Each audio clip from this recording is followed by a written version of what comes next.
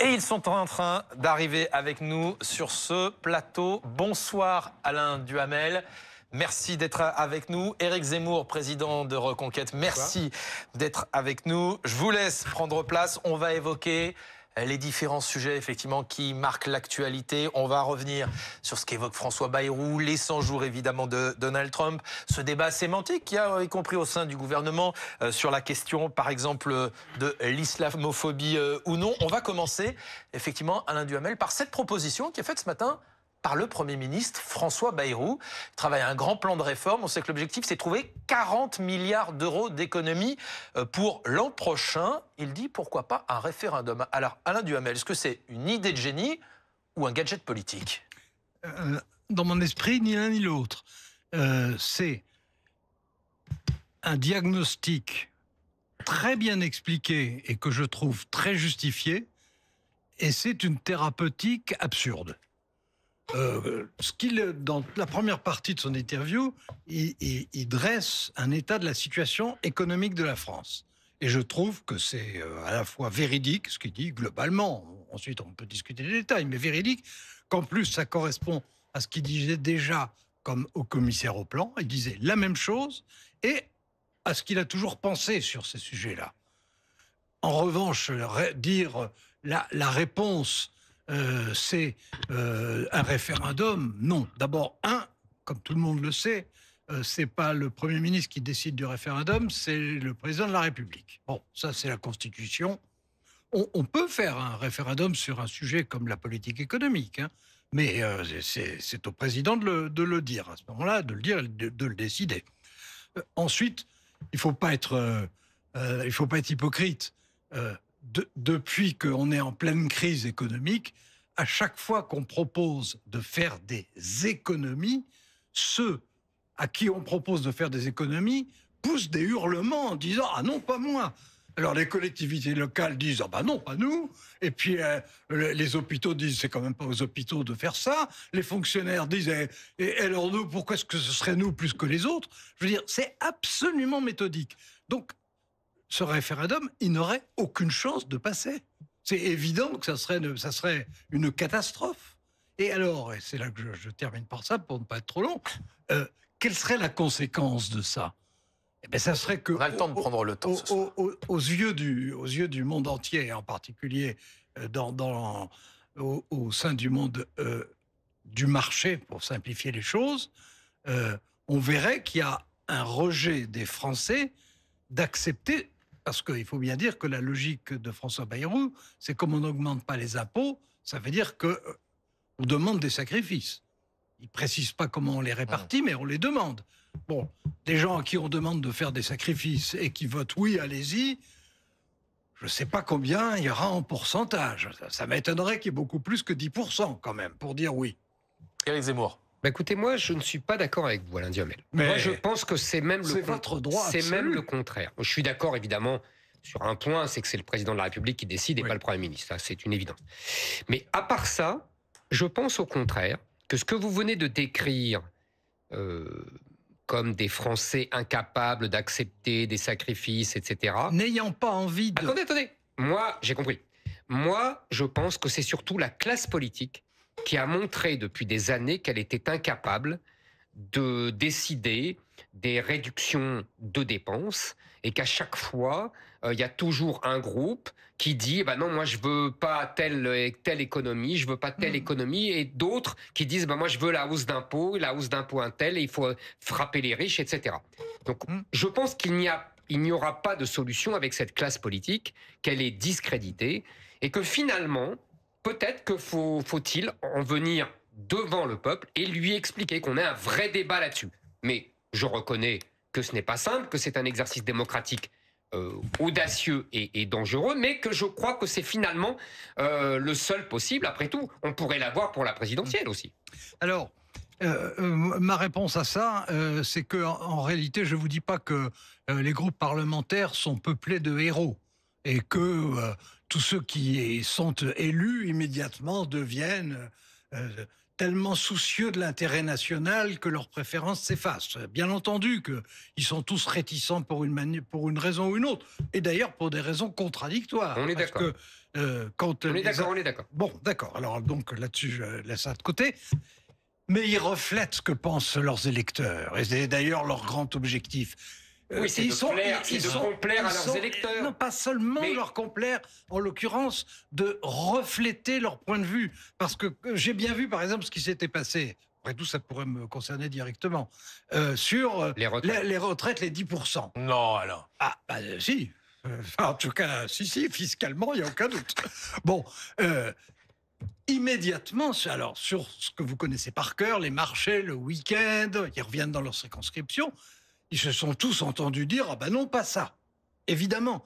Et quand on a évoqué d'autres hypothèses que ça, la seule chose sur laquelle les Français sont vraiment prêts à accepter des sacrifices, c'est sur les sacrifices qu'ils ne consentiront pas. C'est-à-dire, en gros, s'il s'agit des très grandes entreprises, s'il s'agit des très grandes fortunes, alors là, on est d'accord. Parce que c'est les autres. On ne va pas discuter sans fin d'un sujet qui n'aura sans doute pas lieu. En l'occurrence, le référendum. Une seule phrase. Les Français ont raison sur un point quand ils ne veulent plus d'augmentation des impôts pour qui que ce soit. Pour un petit comme un gros, comme une petite entreprise, une grande entreprise. Si, les 10%, c'est ça. Ça veut dire une augmentation d'impôts. Oui, ça, c'est non. Voilà. Et là, ils ont raison. Parce qu'on est le pays le plus imposé d'Europe et du monde. Je ne veux pas vous dire le contraire, d'ailleurs, tout le monde le sait très bien. Voilà, c'est tout. En revanche, les Français sont d'accord pour qu'il y ait des prélèvements supplémentaires sur les grandes fortunes. Eh bien, pas moi. Non, vous voyez. Non, mais. Sur les grandes fortunes et sur les grandes entreprises. Oui, eh bien, pas moi. Vous qui connaissez bien François Bayrou, pourquoi cette idée, Alain Duhamel? Alors, je pense, d'abord, c'est ce dont il est persuadé, le fait que personne n'ose s'attaquer à la vraie question qui est « n'augmentons pas les impôts, ayons le courage de baisser les dépenses ». On ne peut pas dire qu'il l'a inventé depuis 3 mois. Hein. Ça, il l'a en tête depuis toujours. Ensuite, quand il est arrivé, il était totalement conscient, d'ailleurs, comment pourrait-il ne pas l'être, mais enfin, il l'a dit en long, en large et en travers, que ce qu'il avait devant lui, et c'était évidemment pour commencer la question budgétaire, que ce qu'il avait devant lui, non pas était infaisable, mais demandait une énergie particulière. C'est pour ça que déjà il avait pris des initiatives comme de dire j'aurai des contacts avec les différents groupes parlementaires dès maintenant sur le prochain budget. Je dis bien le prochain budget, alors que normalement ça se passe 6 mois après, hein, pour qu'on ait vraiment la possibilité de discuter de fond. Et je présenterai mes propositions avant le 14 juillet, ce qu'aucun Premier ministre n'a jamais fait, puisqu'ils sont censés présenter ça fin septembre, tout début octobre. Bon, il est cohérent avec lui-même dans le diagnostic et dans l'approche globale. Mais c'est la réponse, moi, je ne veux pas dire que ça m'affole, parce que je pense que ça ne se fera pas. Mais je suis sûr du résultat si la question est posée. Si la question est « acceptez-vous que des sacrifices soient faits sur les dépenses qui toucheront forcément les gens, hein, on ne peut pas raconter l'histoire », la réponse sera non. Éric Zemmour, est-ce que ce n'est pas un manque de courage du Premier ministre de ne pas vouloir assumer des choix qui seront impopulaires? Vous savez, je pense que nous verrons bien. Je pense franchement que ce sujet va tourner en eau de boudin.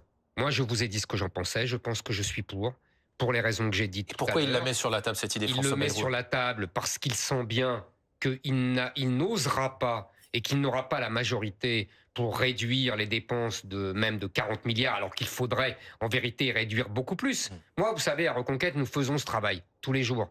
Avec Sarah Knapo, nous faisons ce travail de chercher les gaspillages, etc. Il y en a énormément. Et vraiment, nous pourrions faire une réduction de dépenses massive. Il faut toucher sur tous les sujets et taper sur tous les sujets.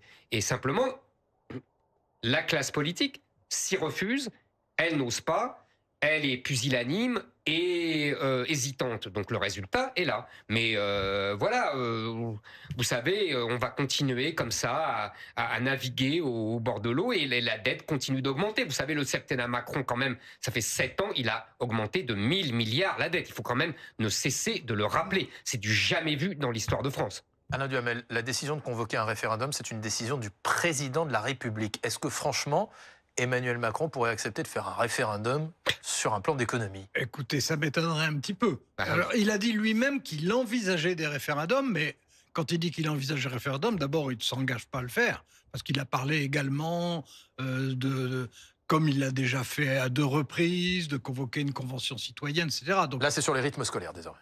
C'est ça. Et il n'a jamais dit « je ferai ». Il a dit « je pourrais le faire ». Mais il est évident que si il le faisait, il le ferait sur ses sujets à lui, pas sur les sujets de son Premier ministre, même s'ils ont des sujets communs. Ça va de soi. Alors, il y a un autre débat sémantique au sein même du gouvernement. On l'a vu après l'assassinat terrible la semaine dernière d'Aboubacar Cissé dans une mosquée. Un débat sémantique au sein du gouvernement sur le terme d'islamophobie. D'un côté, il y a François Bayrou qui assume d'utiliser le terme d'islamophobie et qui explique encore ce matin qu'il faut, je cite, avoir le courage de dire les choses telles qu'elles sont. Et de l'autre côté, il y a Bruno Retailleau qui juge, selon lui, que c'est un terme forgé par les frères musulmans et je cite que c'est un terme piégé. Alain Duhamel, qui dit vrai? Écoutez, je vais vous dire, alors, point de vue tout personnel, hein, je pense que la question de dire si c'est islamophobie ou si c'est détestation des musulmans ou si c'est peur des musulmans, etc., je pense que les questions de terminologie n'ont pas d'importance. Moi, ce qui me frappe, et d'ailleurs, je ne suis pas le seul à être frappé, c'est qu'on est en France à un moment extrêmement pénible où il y a une montée de l'antisémitisme qui est considérable et dont on mesure les effets, parce qu'on a toutes les statistiques continues sur soit les agressions, soit les injures, et où il y a simultanément une montée de l'islamophobie, c'est-à-dire de l'hostilité à une religion essayant de s'étendre. Bon, les deux existent. Et entre ça, il y a une invocation qui est extrêmement sympathique à dire revenons à nos racines. Alors d'abord, pour moi, nos racines, elles sont multiples. Hein. Nos racines, elles sont romaines, nos racines, elles sont grecques. Enfin, d'ailleurs, c'est dans l'autre sens. Enfin, peu importe, tout le monde aura compris. Nos racines, elles viennent effectivement du christianisme, mais nos racines, elles viennent aussi au départ de la Germanie, hein, puisque la plupart des Français sont de ce qui est devenu les Gaulois, les Français. Bon, venaient de tribus successives qui venaient largement de Germanie. Mais c'est aussi, bien entendu, la philosophie française du XVIIIe siècle qui nous a quand même forgés. Tout ça existe, tout ça coexiste. Et ce qui est pénible, c'est qu'en plus, il y a une grande tentation de dire on en veut au christianisme spécifiquement.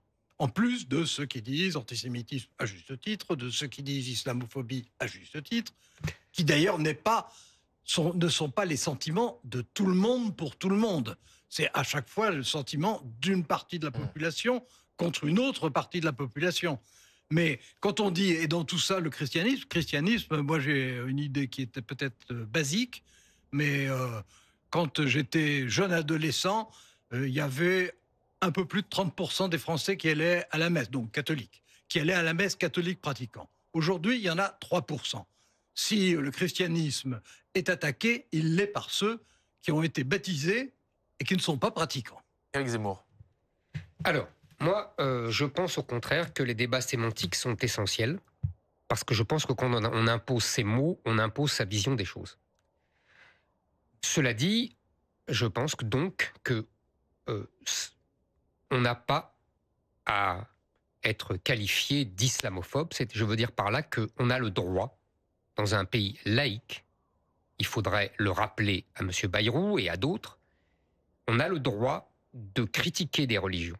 Oui. On a le droit de ne pas aimer des religions. On a le droit de ne pas aimer l'islam. On a le droit de ne pas aimer le christianisme. On a le droit de critiquer le judaïsme. Je veux dire, dans le pays de Voltaire, ça serait quand même malheureux qu'on ne puisse plus critiquer une religion. Ça, c'est une première chose. Deuxième chose, puisque tout a démarré avec cette histoire tragique de ce pauvre garçon qui a été... C'est plus qu'une histoire tragique, c'est un meurtre. Bien sûr, ce meurtre affreux, c'est tragique un meurtre, de ce garçon qui a été assassiné. Je voudrais dire que, d'abord, les deux personnes en cause ne devrait pas, n'aurait pas dû être en France. La victime malienne était un clandestin sous OQTF qui, si le ministère de l'Intérieur faisait bien son travail, aurait dû être envoyé depuis longtemps. Et ce Bosnien, puisqu'on appelle cela comme ça, venu de Bosnie, qui lui était un des membres d'une famille de 11 enfants. Quel est le rapport là, Éric Zemmour? Je vais vous dire le rapport. Oui.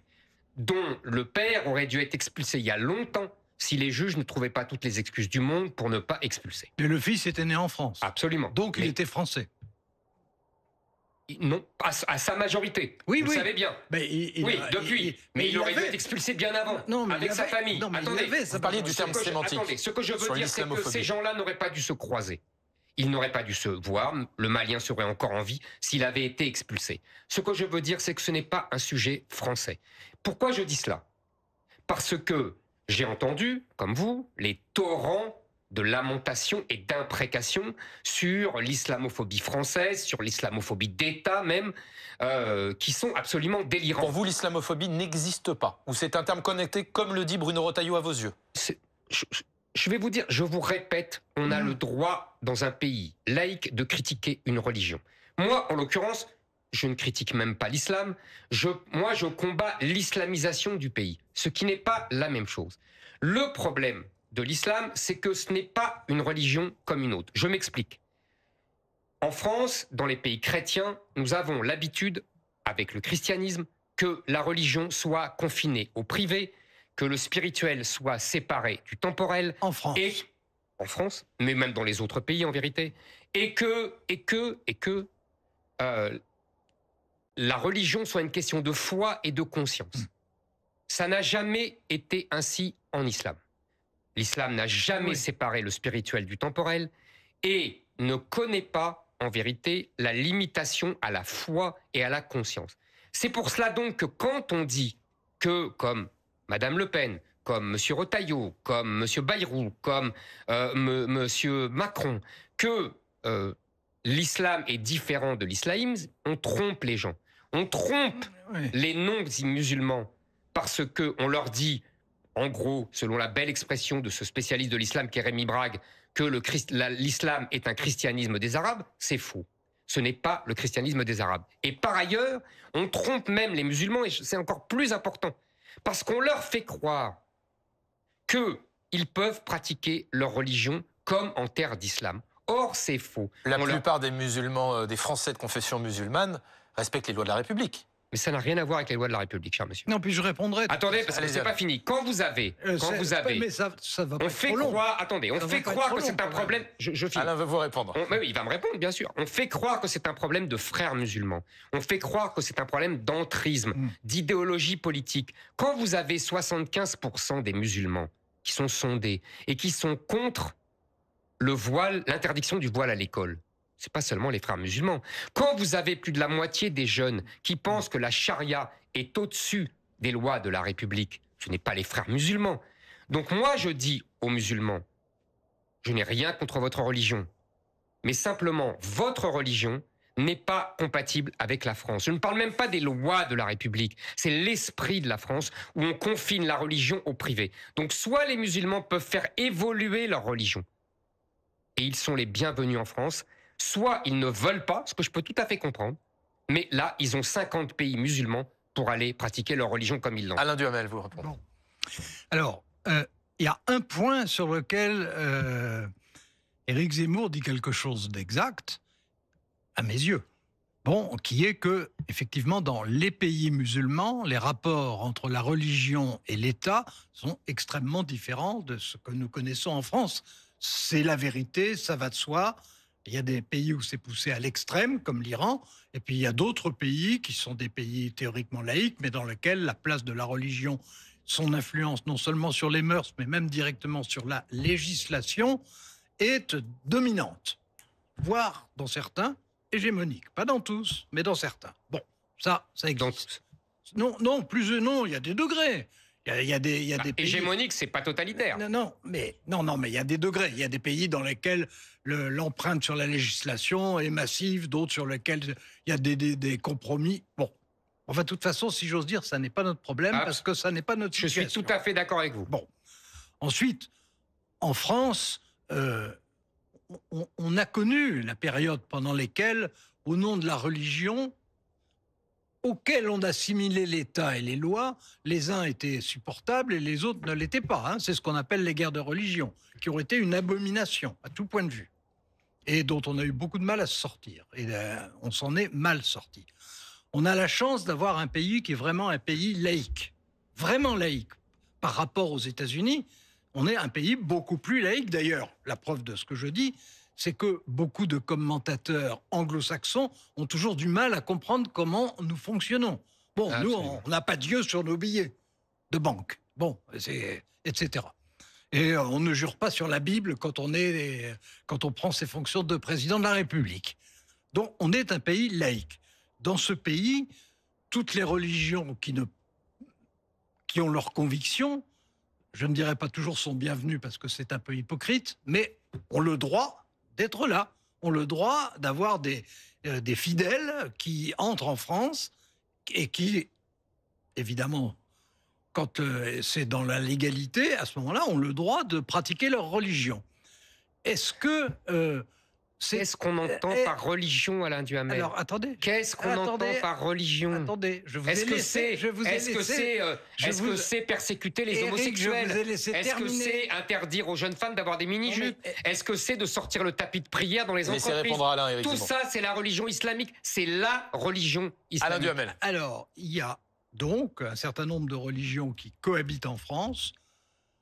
Et il faut quand même relever au passage que pour la plupart des Français, quelle que soit leur religion, la cohabitation ou la coexistence se passe correctement. Non, elle se passe très Si. mal. C'est faux. Mais pas pour... C'est faux. J'ai dit pour beaucoup de Français. Bon, Non, elle se passe très eh ben, mal je partout continue, eh ben, et je de plus continue. en plus mal. eh bien, je continue quand même. Bah oui, il faut le dire. C'est Laissez, faux. laissez Non, terminer Alain, pas- Éric Zemmour. pas, il faut le dire. Il faut que vous le disiez Oui, parce que vous absolument. le pensez. Exactement. Et moi, il ne faut pas que je le C'est pour dise ça que je parce le que dis. je ne le pense pas. C'est faux. Alors maintenant, Demandez aux Français, alors, attends, ils savent que ça se passe Enfin, mal. Alain non, Duhamel, poursuivez. J'aimerais bien, vous êtes intelligent et vous êtes habitué au débat. J'aimerais bien que vous vous contentiez de dire ce que vous pensez et que vous ne me disiez pas ce que moi je dois Ah, penser. je me permettrai pas. Ben si, c'est ce que vous avez fait là. Bon, alors j'en reviens à ce que je voulais dire. Il y a bien entendu beaucoup de cas dans lesquels les choses ne se passent pas de façon satisfaisante. Il ne faut pas être hypocrite, c'est la réalité. Il y a bien entendu des animosités qui existent, qui ne sont pas globales, qui se vivent de façon très différente selon en gros, selon la composition de la population dans chaque partie du territoire. Il y a des endroits ça se passe bien, il y a des endroits ça se passe moins bien. Bon, la religion musulmane a, c'est vrai, je ne dirais pas le contraire, l'aspiration de vouloir effectivement se refléter dans la législation. En France, elle n'en a pas les moyens. Et d'ailleurs, je trouve que c'est très bien comme ça. On ne fait pas la législation de l'islam en France. Bon, et je trouve que c'est non seulement souhaitable, mais que c'est absolument nécessaire pour qu'il y ait une cohabitation qui soit viable. Alors maintenant, qu'il y ait des tentations, qui est d'abord, parce que sur ce point, je ne vais pas vous dire le contraire, puisque c'est la réalité. Quand c'est la réalité, je ne la nie pas. Que les sondages montrent que vous avez une proportion de jeunes musulmans, par exemple, qui voudraient que la charia soit appliquée, etc. C'est vrai qu'on trouve ça dans les sondages. Ah oui. Bon, si vous interrogez des Français sur d'autres sujets, quelquefois, vous serez très étonné de voir aussi ce qu'ils disent croire. En règle générale. Très étonné. Et s'agissant des jeunes musulmans, ceux qui croient ça, la question n'est pas de savoir s'ils le croient quand ils sont adolescents, etc. C'est de savoir si ils acceptent néanmoins, même s'ils n'en ont pas envie, même s'ils trouvent que pour eux, ça serait mieux que ce soit la charia qui s'applique. Mais à partir du moment où ils respectent les lois, s'ils en sortent, c'est une autre affaire. Et il y a des quartiers, on le sait bien, où on en sort facilement. Alain Duhamel. Mais à partir du moment où ils respectent la loi, même si vous considérez qu'ils pensent mal, du moment que moi j'observe qu'ils se comportent comme tout le monde, à ce moment-là, c'est leur affaire. Alain Duhamel, Éric Zemmour. vous vivez dans un monde qui n'existe plus. C'est-à-dire qu'aujourd'hui, C'est possible, oui, en règle générale. mais je vous le dis ça avec amitié. Aujourd'hui, il y a d'innombrables quartiers en France où La loi républicaine, comme vous dites, avec emphase, ne s'applique plus. Je ne dis pas avec emphase. Non, mais je parlais à votre présentateur. En vérité, c'est la loi de l'islam qui s'applique. Tout simplement parce que la majorité de la population est musulmane et qu'elle impose cela. Donc les gens qui ne sont pas musulmans ou les musulmans qui ne veulent pas appliquer la charia quittent les quartiers ou alors se couchent et cèdent. Deuxième chose, pour revenir à cette histoire tragique de ce crime commis contre ce Malien.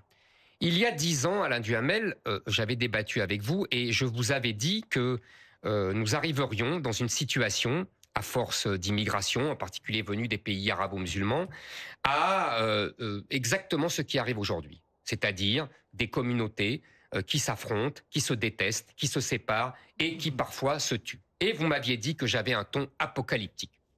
Ça vous arrive? Mais bien sûr, j'avais essayé de faire une plaisanterie en disant que Apocalypse avait une racine grecque qui voulait dire dévoilement de la vérité, mais vous ne m'aviez pas écouté. Eh bien, vous voyez, aujourd'hui, nous y sommes. Et pourtant, j'avais fait du grec. Absolument. Et dernière chose, j'ai écouté votre débat avec M. Duhamel, entre M. Duhamel et Alain Duhamel et Jean-Luc Mélenchon. Cette semaine, absolument. Débat très intéressant où j'ai entendu M. Mélenchon dire que il avait changé d'avis sur l'interdiction du voile et sur la laïcité en général, et il disait qu'une jeune femme musulmane lui avait expliqué que c'était Dieu qui le voulait ainsi. Et que Mélenchon a répondu, eh bien alors dans ce cas-là, je ne peux rien faire. C'est assez extraordinaire d'entendre ça. J'étais très étonné que vous ne répliquiez pas. Parce que même les rois de France ont toujours refusé que les papes leur disent ça. Donc vous imaginez, venu d'un laïcard qui cite Robespierre à tous les phrases, qui, lui, se soumet et qui nous ramène la théocratie en France. C'est ça le produit de l'immigration musulmane de masse qui arrive, parce qu'évidemment, M. Mélenchon, on va sans doute en parler, fait cela pour des raisons électorales. Moi, je voudrais dire simplement, parce que j'ai beaucoup entendu quand même de choses. J'ai entendu M. Roussel dire que j'avais du sang sur les mains et que j'étais à l'origine de ce crime. Je voudrais dire à M. Roussel que quand on est secrétaire général du Parti communiste, on ne parle pas comme cela parce que lui, du sang sur les mains, il en a de 100 millions d'hommes qui ont été tués par Staline, Pol Pot, Mao Tse-tung et consorts. Deuxièmement, quand j'ai vu M. Mélenchon, puisqu'on parlait avec M. Mélenchon, qui pleurait en consolant cette pauvre musulmane qui disait que les musulmans avaient peur, moi, je vais vous dire, j'ai pleuré aussi, mais sur la mort de la petite Lola, massacrée par une Algérienne sous OQTF. J'ai pleuré quand j'ai vu le petit Thomas exécuté à Crépol. J'ai pleuré pour la mort de la petite Philippine et pour le petit Elias et pour tant d'autres, tous tués par des musulmans. Je voudrais dire que on n'a pas les mêmes larmes avec M. Mélenchon, on n'a pas les mêmes pleurs, on n'a peut-être plus le même peuple. Je dirais que à l'époque, quand j'ai voulu manifester pour Lola, toute la classe politique, y compris le Rassemblement national, a refusé de manifester avec moi, a refusé de dénoncer comme moi cette francophobie et m'a insulté en disant que je faisais de la récupération. Je voulais simplement dire cela parce que j'ai de la mémoire et quand j'ai vu le délire de récupération de cette semaine, je tenais à le rappeler. Bien entendu, ce n'est pas Alain Duhamel que je vise là-dedans. Alain Duhamel, après on passera à un autre thème. Allez-y. D'accord. Alors pour moi, les choses sont différentes.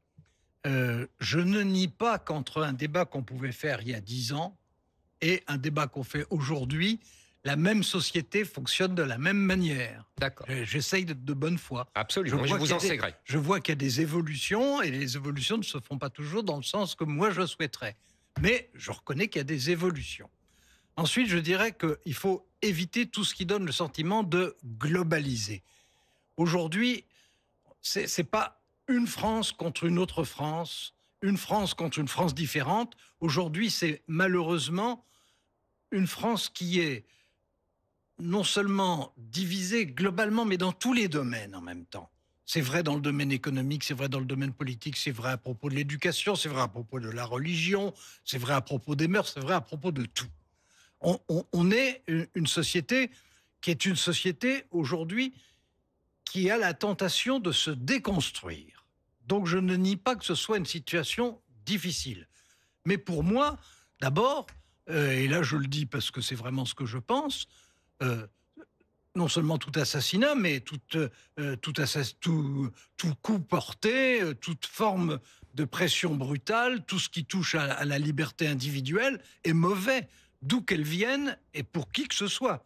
Autrement dit, quand je lis et quand je vois comme vous tel horrible meurtre de celui-ci, de celle-là, ou telle pression, ou telle façon de prendre en main un endroit et d'imposer sa loi aux autres, etc., par principe, je suis évidemment contre ça. Par principe. Je n'en doutais pas. Mais, je veux dire, je ne globalise pas. On est une société divisée, on est une société dans laquelle les ruptures ont tendance à s'accroître. C'est vrai dans le domaine dont on parlait, la religion, mais c'est vrai dans beaucoup d'autres. C'est vrai en matière économique aussi. Et les conséquences sont également très graves. Et le problème est qu'aujourd'hui, ce dont on aurait besoin, c'est d'un peu de rassemblement et d'unité.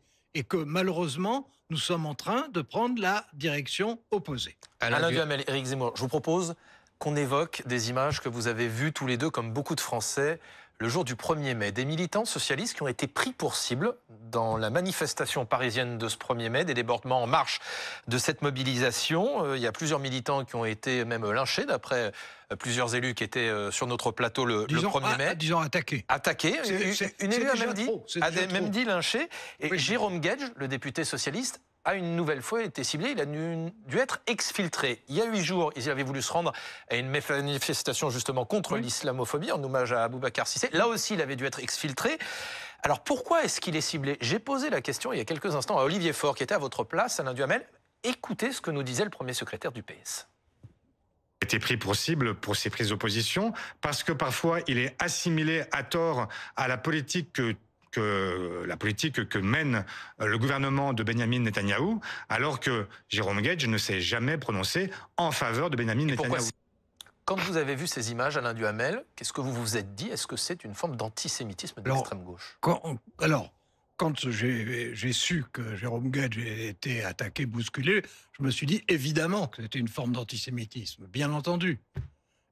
Quand j'ai vu que c'était aussi l'organisation locale du Parti socialiste qui se trouvait brusquement envahie par je ne sais pas combien ils étaient, quelques dizaines, j'imagine, de gens avec des foulards sur la figure et harnachés comme les Black Blocs que probablement ils étaient d'ailleurs, je me suis dit que c'était le contraire même de la démocratie. Et que non seulement il y avait des imbéciles partout et que c'en était le cas, mais que ça m'a rappelé très exactement ce qui, quand j'étais beaucoup plus jeune, on appelait les autonomes. Il y a toujours eu dans des manifestations, pas toujours heureusement, mais il y a trop souvent eu dans des manifestations, effectivement, des intrusions de gens qui pratiquaient la violence et voulaient provoquer des fractures au sens politique. Bon, et évidemment, ça a toujours été une aberration. Et ça s'est produit. Là, il y a eu, si j'ose dire, une double agression. Il y a eu une agression personnelle de Jérôme Guedj qui relève évidemment de l'antisémitisme et de la bêtise la plus obtuse. Et puis, il y avait aussi une volonté de s'en prendre aux socialistes en tant que socialistes de la part de gens qui considéraient que ce qu'ils proposaient était un pâle réformisme, alors qu'il faudrait imaginer un autre univers. Autre univers dont, soit dit en passant, quand on voit comment ils veulent l'illustrer et le symboliser, ça ne doit pas donner envie à beaucoup de gens de le connaître. Mais il n'empêche. Et malheureusement, il y a toujours eu des gens comme ça, mais je pense qu'il y en a plus aujourd'hui que je n'en ai connu auparavant. Ça varie selon les périodes d'ailleurs, mais là on est dans une période où il y a certainement en France quelques milliers de black box qui sont prêts à des formes de violence qui peuvent tourner très très mal. Éric Zemmour, je vous ai vu sourire quand on entendait l'extrait d'Olivier Faure. Pourquoi j'ai souri? Pourquoi? Parce que c'est quand même un bel hypocrite. Pourquoi?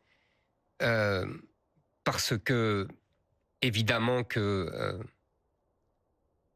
la politique de M. Netanyahou, comme il dit, n'est qu'un paravent. Vous savez, je vais vous faire un petit point d'histoire en 2 phrases. En 1845, un homme qui s'appelle Alphonse Toussenel, qui était fourriériste, socialiste, de gauche, écrit un livre qui s'appelle « Les Juifs, rois de l'époque ». C'est pour la plupart des historiens la naissance de l'antisémitisme moderne. Il naît à gauche. Un siècle, que dis-je, un siècle et demi plus tard, l'antisémitisme revient sur ses terres d'origine à gauche. Et c'est l'islam qui l'y ramène. Comme la gauche, M. Mélenchon, mais aussi M. Olivier Faure, court après les électeurs musulmans, car ils sont très nombreux, puisque depuis 40 ans, on a cessé d'en laisser rentrer, évidemment qu'ils prennent avec eux et ils acceptent tous les stigmates du monde musulman et cet anti-judaïsme qui existe depuis l'origine de l'islam. C'est cela, la véritable histoire qui se vit devant nous aujourd'hui. Alors Alain Duhamel va dire encore que je globalise, mais... Laissez-moi le dire. Oui, mais que... Non, mais parce que je voulais vous répondre tout à l'heure et j'ai pas pu. Vous savez, Alain Duhamel, c'est bien de ne pas vouloir globaliser, car vous prenez en compte les individus, les nuances de chaque individu. C'est bien les nuances. Mais je suis tout à fait d'accord avec vous, et même c'est humain. C'est notre humanisme qui tient compte de chaque individu. Vous avez tout à fait raison. Notre humanisme et notre humanité. Absolument d'accord. Mais il n'empêche que intellectuellement, c'est peut-être parce que vous avez refusé de globaliser que vous n'avez pas compris ce qui allait se passer il y a 10 ans et que vous ne comprenez toujours pas ce qui est en train de se passer. Alors, je suis tout à fait d'accord que j'ai de grandes limites et que je ne comprends pas Comme toujours, nous tous. et que je ne comprends pas toujours tout. Mais pour en revenir non pas à ce que vous venez de dire dans les médias, que à ce dont vous parliez immédiatement avant, c'est-à-dire sur l'origine de gauche de l'antisémitisme. Bon, d'abord, l'antisémitisme, vous le savez comme moi, en France. Hein, on ne va pas faire l'histoire du monde. Mais l'antisémitisme en France, il date du Moyen-Âge. On pourrait remonter à l'Empire romain, si vous voulez. Oui, non, mais spécialement. mais spécialement. Parce qu'il date, si j'ose dire, du catholicisme. Oui, à partir du moment... J'ai dit antisémitisme moderne. Non, Alain. Éric Zemmour, laissez finir Alain Duhamel. Laissez-moi m'expliquer. Je vous ai dit Après, on vous redonne la antisémitisme parole. moderne. Je ne vous dis pas que vous ne me l'avez pas dit. Bon. Je vous dis ce que moi j'ai envie de vous dire. D'accord. Chacun. Bon. Donc, l'antisémitisme, il existait déjà. Absolument Et d'accord. déjà pour de mauvaises raisons, parce que les Juifs étaient le seul à pouvoir faire le commerce de l'argent et que ceux qui leur empruntaient, qui étaient bien contents de les trouver, étaient ceux qui ensuite étaient antisémites. Bon. Il y a eu des variations. Il n'y a jamais eu de disparition en France de l'antisémitisme. Mais il y a eu, en revanche, c'est vrai, des vagues d'antisémitisme et des périodes dans lesquelles il y avait une recrudescence de l'antisémitisme. Pour prendre le cas le plus connu, mais qui, moi, m'a toujours fasciné, au moment de l'affaire Dreyfus, il y avait une très forte majorité de gens qui prenaient le parti opposé à Dreyfus au nom d'un antisémitisme. Et à l'époque des journaux qui aujourd'hui sont devenus des journaux de très bonne qualité que j'aime beaucoup, comme La Croix, à cette époque, c'était hyper puissant. Il y avait des croix partout. Hein. Il y avait des croix départementales, Et est-ce etc. qu'Olivier Faure est hypocrite, comme dit Non, Éric mais Zemmour? attendez, je vous réponds parce qu'on parle de Allez-y. choses sérieuses. Je suis pas sûr que Olivier Allez-y. Faure soit l'aspect le plus sérieux des choses. Finalement, il est pire que moi, en fait. Je reconnais tout à fait qu'il y a eu des phases dans lesquelles il y avait un antisémitisme de gauche qui s'exprimait. Je ne vais pas vous dire le contraire. D'ailleurs, même au moment de l'affaire Dreyfus, au départ, à gauche, il y avait de l'antisémitisme. Bon. Et donc, qui est de l'antisémitisme à gauche, oui. Mais enfin, il ne faut pas inverser les choses. Au moment de l'affaire Dreyfus, l'immense majorité de l'antisémitisme, il n'était pas de gauche. Il était très, très de droite. Bon. C'est pas le sujet, Alain Duhamel. Pardonnez-moi, c'est pas le sujet. Non, mais c'est mon sujet. Si vous Déjà voulez, ça. mais c'est pas le sujet. Et qu'il y a eu de l'antisémitisme, par exemple, dans les régimes communistes, par exemple en Union soviétique, qui en est encore, d'ailleurs, c'est une réalité. Donc je ne vous dis pas quelqu'un qui est de gauche n'est donc pas antisémite. Si, il y a des gens de gauche qui le sont. Mais moi, je pense même pas qu'ils soient antisémites. C'est politique, c'est tout. Mais on ne pense pas la même chose. Ça ne m'étonne pas tout à fait. Mais il y a des antisémites qui sont des antisémites, si j'ose dire, qui théorisent leur antisémitisme. Et puis vous avez des antisémites qui sont antisémites de comportement. Bon, en l'occurrence, il y a à l'extrême gauche en France une forme d'antisémitisme qui est évidente. Et puis il y a ce qui est différent. À gauche, plus globalement, à cause de ce qui se passe en ce moment, et à Gaza, et dans les territoires occupés et en Israël, il y a aujourd'hui un transfert, non pas général, mais extrêmement fréquent de ce qui se passe là-bas par rapport à ce qui se passe ici, qui est une chose que personnellement je trouve lamentable, mais dont je sais très bien qu'elle est extraordinairement difficile à éviter. Éric Zemmour, réponse courte, j'aimerais qu'on parle ensuite des 100 jours de Donald Trump. Très bien. Alors, très court. Je vous répète que pour moi, la situation en Israël n'est qu'un prétexte. Et deuxièmement... Pas pour moi. D'accord, j'ai compris. Deuxièmement, je voudrais dire que on a parlé longuement de l'antisémitisme, etc., et qu'il y a effectivement beaucoup de juifs qui sont molestés, attaqués et même parfois tués. Mais je tiens à dire qu'aujourd'hui, il y a encore plus de violence contre les chrétiens, contre les gens, les Français de culture chrétienne, pas forcément qui vont à l'église.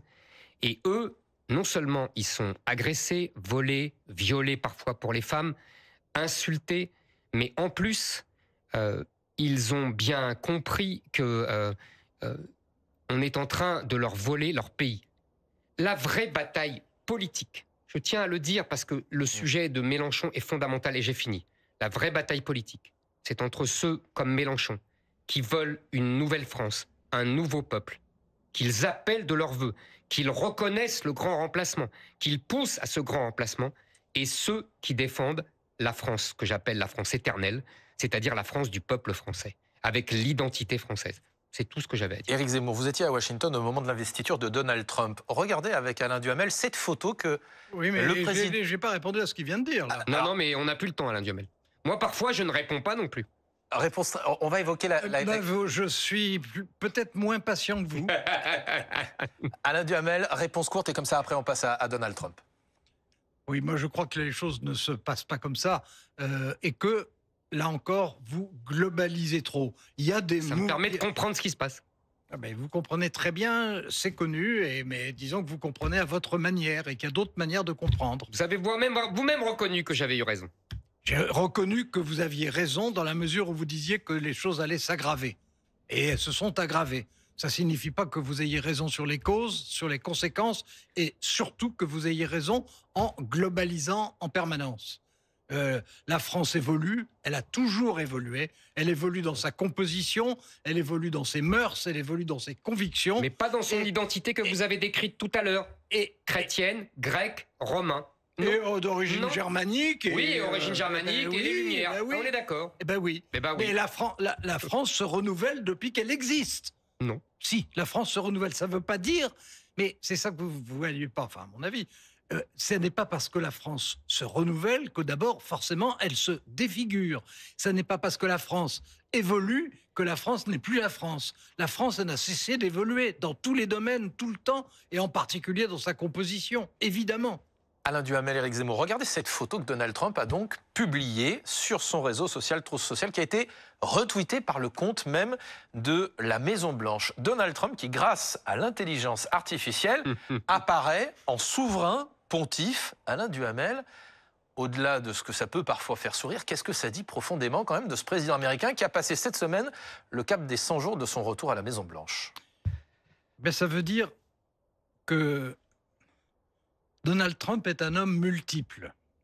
C'est-à-dire que c'est à la fois quelqu'un qui est en train de devenir ce qui est différent de ses prédécesseurs, des présidents américains précédents, un autocrate.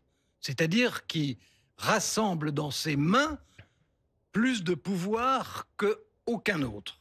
Donc ça s'appelle un autocrate, celui qui rassemble les pouvoirs. Non, je ne suis pas d'accord, mais je vous laisse parler. Mais voilà, c'est gentil. Donc c'est un autocrate. Ensuite, c'est un homme d'affaires et qui a des réactions d'homme d'affaires, qui a des intérêts d'homme d'affaires et qui a des objectifs d'homme d'affaires. Et on voit très bien que chez lui, la part privée et la part publique ont tendance à s'enchevêtrer. Ensuite, c'est quelqu'un qui a pris un nombre d'initiatives hallucinantes, initiatives qu'il avait annoncées. Donc, je ne dis pas qu'il les a improvisées. Il les avait annoncées. Il les met en œuvre. Je serais très content qu'on en parle, avec des conséquences qui ont été des conséquences extrêmement négatives, sur lesquelles il est revenu en partie parce qu'il a été obligé de le faire par les marchés, qui ont été, à mon avis, nettement plus intelligents que lui. Mais je dirais que c'est un autocrate qui change déjà énormément de choses, qui prend des mesures dont certaines sont épouvantables, notamment en matière d'écologie, de santé et de pays en voie de développement. Ses premières décisions sont mortelles au sens propre, c'est-à-dire qu'elles créent de la disette et des morts. Pour le reste, il a d'autres phases, puisque c'est de ça dont on était censé partir, qui est que il a un côté clownesque ou histrion dont il n'arrive pas à se défaire. Il y a probablement des gens qui trouvent ça très drôle. Alors moi, franchement, je suis plus protestant que catholique, donc je ne dis pas ça par cléricalisme.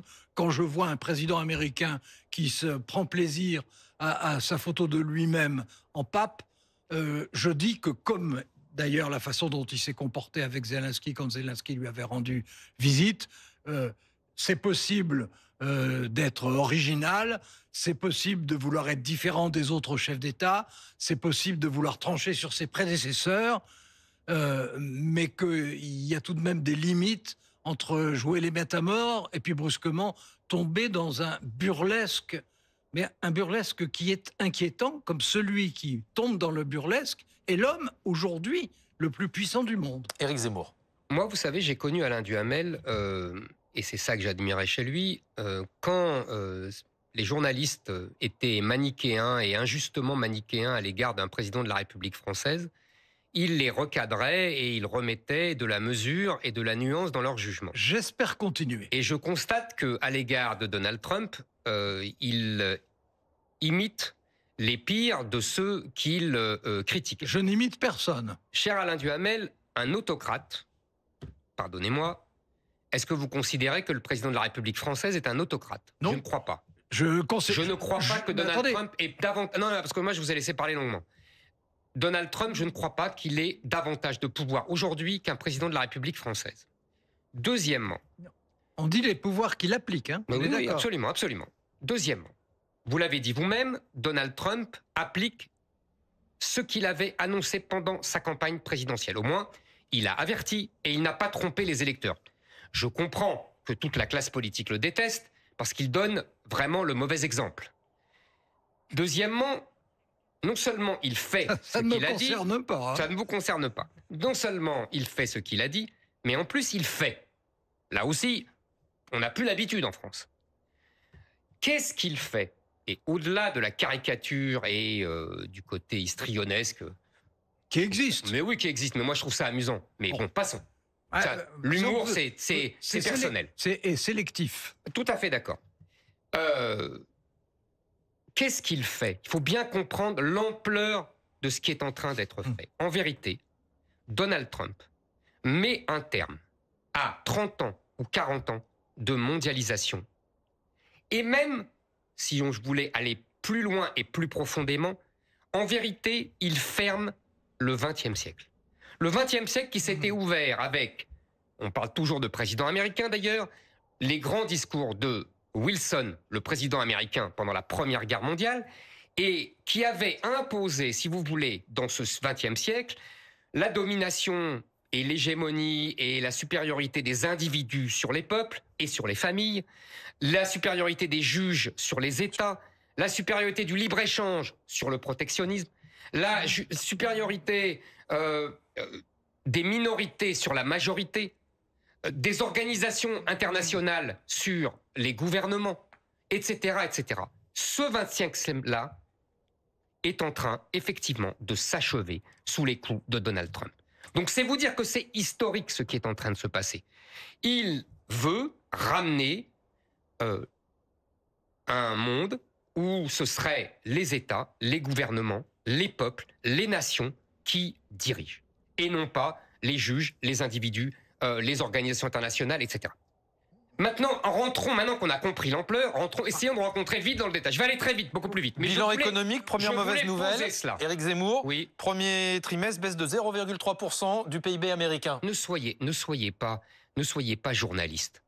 Ne soyez pas sur l'immédiateté. Essayez de voir dans une ampleur historique. Je vous assure que vous allez comprendre mieux. C'est un mot. Mais je continue, il m'a interrompu, c'est pas de ma faute. Allez, on va continue. Maintenant, dans le détail. Il s'attaque au wokisme. Et avec virulence. Vous êtes contre Alain Duhamel? Vous êtes pour les discriminations, pour les minorités? Non, mais ne répondez pas. Non, mais parce que c'est important. Mais enfin, écoutez... Est-ce que vous êtes pour le climat antisémite à Harvard? Est-ce que vous êtes pour le climat délétère dans les entreprises? Ne répondez pas à ma Premier Vous pouvez finir votre développement, parce que malheureusement, il nous reste plus que 4 minutes. On va laisser la parole à Alain Duhamel aussi pour vous je veux répondre. continuer, Alain. Parce que j'ai pas fini, je vais aller très vite. Deuxièmement, donc le wokisme.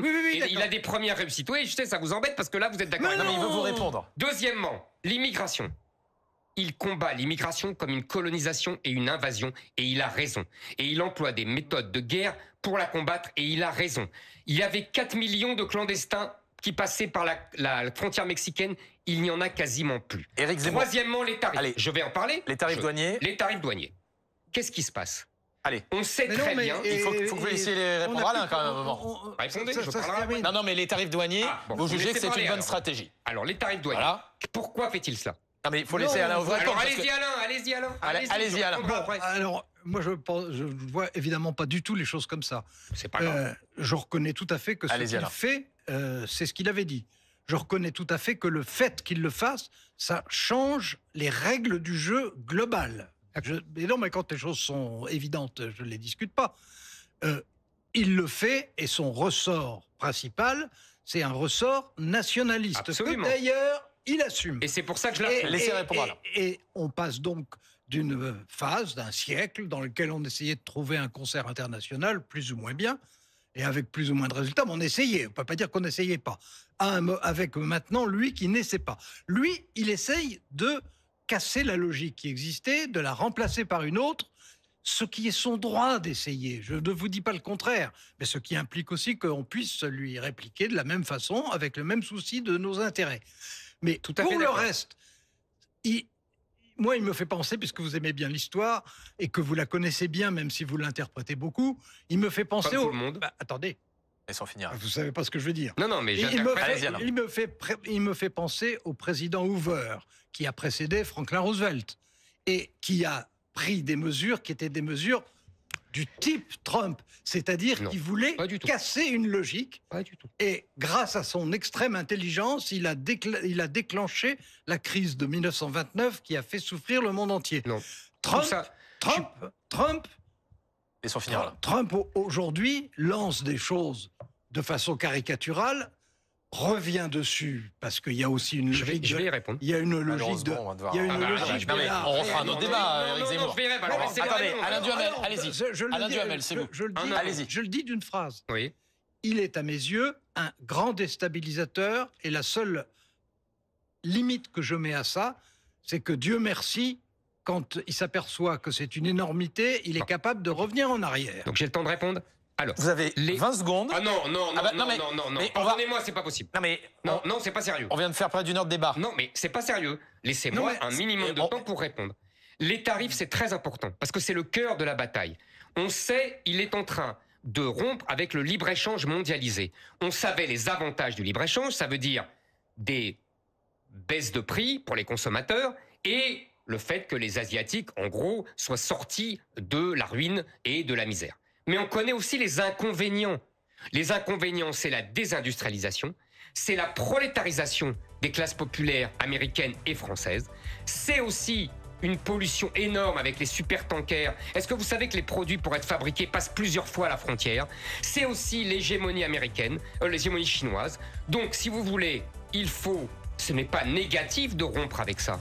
On peut vivre avec un système protectionniste. Et c'est ce que disait Alain Duhamel. Je pense que les Européens devraient faire la même chose. Je vous promets qu'on reprendra ce débat. Avant 10 ans, vous avez débattu tous les deux pendant près d'une heure. Le mot de la fin en quelques secondes, Alain. Dans 10 ans, je serai mort. Non. Mais non. Merci tous les deux.